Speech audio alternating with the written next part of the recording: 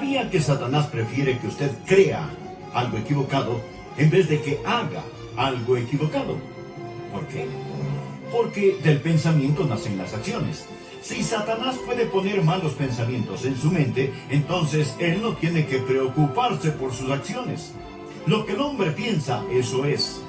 Siembra un pensamiento y cosechará una acción. Siembra una acción y cosechará un hábito. Siembra un hábito y cosechará un carácter. Siembra un carácter y cosechará un destino. Todo empieza con el pensamiento. Por eso el diablo trata de establecer un sistema de creencias falso. Aquí iniciamos El Amor que Vale, con el pastor y maestro Adrián Rogers. En época de Navidad, y habló de la próxima Navidad, así como de las siguientes que vendrán, usted deberá reconocer si está adorando realmente a Cristo o si más bien está adorando al anticristo. La Biblia nos dice que no debemos creer a todo espíritu, que debemos probar si los espíritus son o no del Señor. Es por eso que usted debe probar si el espíritu de la Navidad le pertenece o no a Cristo. Para probar un espíritu se necesita un modelo, una norma o un patrón. Cuando Juan nos dice que no debemos creer a todo espíritu, sino probarlos, si son de Dios, nos dice que todo debe ser evaluado. Para esto Juan nos da 3 pruebas mayores. Primero, usted debe probar ese espíritu con la palabra. La segunda prueba es probar si ese espíritu o profeta responde positivamente cuando se le menciona a Cristo como el Hijo de Dios. La tercera señal es probarlos con el Espíritu de Dios. El doctor Adrián Rogers, en la voz de Lenín de Llanón, con el tema ¿Será la Navidad de Cristo o del Anticristo? Me es muy placentero el darle la más cordial bienvenida a El Amor que Vale. Tenga la bondad de buscar en su Biblia la primera epístola de Juan, capítulo 4, los versículos del 1 al 6. Dicen así: Amados, no creáis a todo espíritu, sino probad los espíritus si son de Dios, porque muchos falsos profetas han salido por el mundo. En esto conoced el Espíritu de Dios. Todo espíritu que confiese que Jesucristo ha venido en carne es de Dios, y todo espíritu que no confiese que Jesucristo ha venido en carne no es de Dios. Y este es el espíritu del anticristo, el cual vosotros habéis oído que viene y que ahora ya está en el mundo.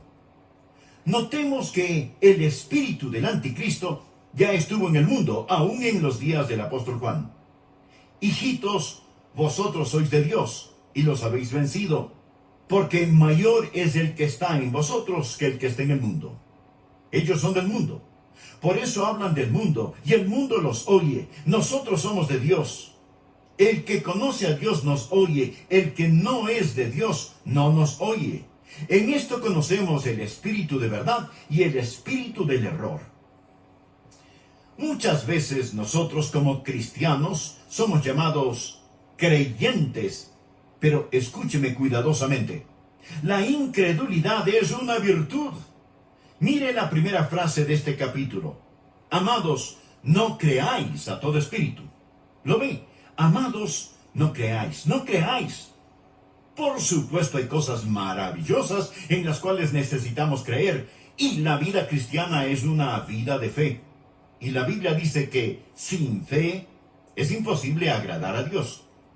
Pero por favor recuerde lo siguiente: no se nos dice que debemos creer cualquier cosa. La fe no es mejor que su origen, y la fe no es mejor que su objetivo. De alguna manera tenemos la idea de que estamos supuestos a creer cualquier cosa y todas las cosas solo porque somos creyentes. Permítame decirle lo que es la fe. Fe no es simplemente decidir qué es lo que quiero creer y entonces creerlo. Fe tampoco es tratar de creer que lo que usted cree no es verdad. Un niñito dijo: fe es creer lo que usted sabe que no es. Pero eso tampoco es fe. Fe es recibir una palabra de Dios y actuar. Esa es la fe bíblica. Ahora, debido a que sin fe es imposible agradar a Dios, es muy peligroso para usted el vivir sin fe. Pero hay algo que es aún más peligroso, y es el creer y poner su fe en algo equivocado. Miremos nuevamente el versículo 1. Amados, no creáis a todo espíritu. sino probad los espíritus si son de Dios, porque muchos falsos profetas han salido por el mundo. El apóstol Juan está advirtiendo contra los falsos profetas. Y esto es muy interesante porque en esta su primera epístola encontramos que la palabra amor es una palabra muy significativa. Pero justo en medio de este pasaje que habla del amor, él nos advierte contra los falsos profetas. Porque algunas veces tenemos la idea de que para poder amar necesitamos ser blandos o necios. Amigo, necesitamos tener un corazón blando, pero no una cabeza blanda. Porque somos amorosos, eso no significa que debemos poner nuestros brazos alrededor de todo el mundo y decir, que Dios le bendiga. Su fe es tan buena como la mía. No nos considerarían cristianos si pensáramos que hay alguna diferencia. Será un gran día cuando los seres humanos se vuelvan de su religión a la fe en el Señor Jesucristo. Amigo, todo lo que es espiritual no es necesariamente de Dios. La Biblia dice, no creáis a todo espíritu, sino probad los espíritus si son de Dios. ¿Sabe? Yo estoy asombrado no solo de que mucha gente no crea, sino sobre todo de lo que mucha gente sí cree. Durante la época de Navidad hay una lucha titánica entre Cristo y el Anticristo. Y esta lucha viene desde tiempo inmemorial. El diablo prefiere que usted crea algo equivocado en vez de que haga algo erróneo. ¿Por qué? Porque del pensamiento nacen las acciones. Si Satanás puede poner malos pensamientos en su mente, entonces él no tiene que preocuparse por sus acciones. Lo que el hombre piensa, eso es.